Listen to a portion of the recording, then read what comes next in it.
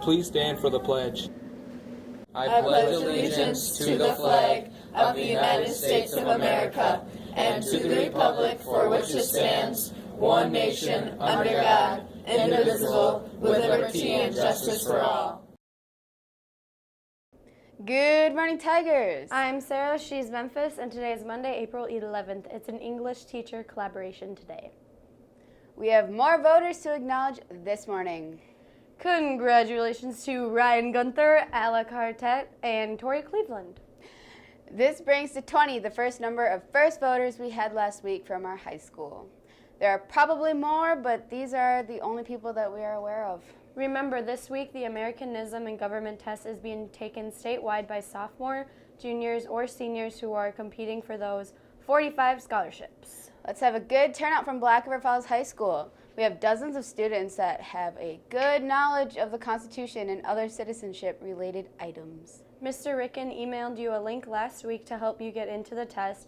It is an online test and takes 30 to 40 minutes. Okay, now we've got a few prom announcements and meeting reminders. Co-op people, you really need to listen. But before that, let's think about why we're really here. To eat breakfast? No, I mean why we're in high school. Oh. To prepare yourself for the future, of course. Right. Maya Long talked to 3 students whose future will take them far. Literally. I am going to college at Washington State University in Pullman, Washington. I plan on going to school at the University of Colorado Boulder. I will be attending Montana State University. It's a lot. I want to say it's in the 30 to 40,000 range, but I got a scholarship for $11,000 just for being an out-of-state student, so that'll help a lot. But it's still gonna be a lot of money. It's about $48,000 a year. For the first year, the estimated cost is around $32,000. Right now, I'm thinking of majoring in English and minoring in communications, but the more I think about it, the more I'm probably gonna change my mind. Well, I think I'm mostly going to miss my friends and my family, but I also think I'm gonna miss Culver's and Quick Trip because they don't have those where I'm going to be in Washington. Well, at first, I think my mom was kind of in denial, and I think she still kind of is in denial, but she's been more accepting about it. And my grandparents don't really care where I go as long as I can pay for it because they're very old-fashioned and want to make sure that I'll be able to pay for it before I graduate. There's not a lot that you can do in Wisconsin that you can't do in Washington, so I don't really think there's much that I'm gonna miss.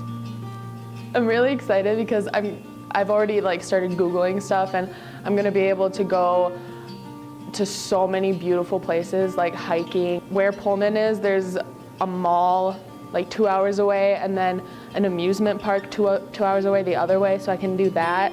And then Seattle is it's 7 hours away, but that's a lot closer than where I am now, so I'm really excited about that too. I read a lot, and in one of the books I was reading, the main character went to WSU, and it was a fiction story, so there wasn't any reason for me to say, oh, that sounds like a really interesting college, but I thought it anyways, and I did some research on it, and I found out that it has one of the best English programs in the country, which is something really important for me because I want to major in English. And even if I don't major in English, I'd still want to take English classes. And I just kind of went from there. And my end goal in life, my ultimate goal, is to live in Seattle one day, so I thought I'd start by living 7 hours away. The thing that I'll miss most about Wisconsin is the level of comfort that I have here. I know the area so well, and I know all the people, and it'll be really hard to kind of start over and relearn a new area. My parents kind of always knew that I would go out of state, or try to at least. Ever since I was younger, I always wanted to go out of the way and kind of get out of here for a while, and if I really wanted to come back, then I could.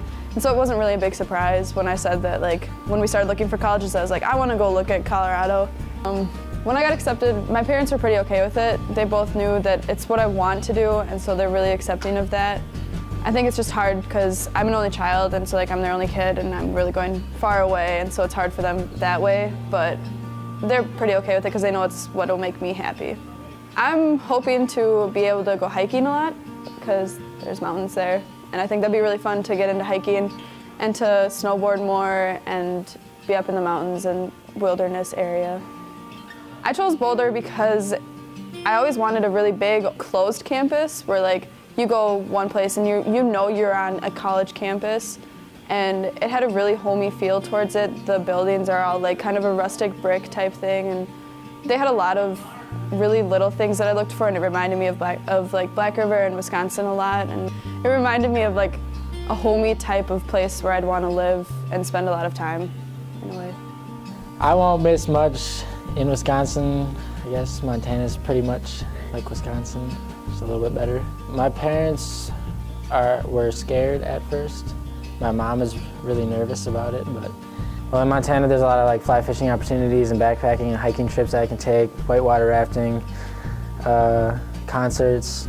My mom went to Montana State, and it's kind of always been a dream school of mine to go, and it's really nice out there.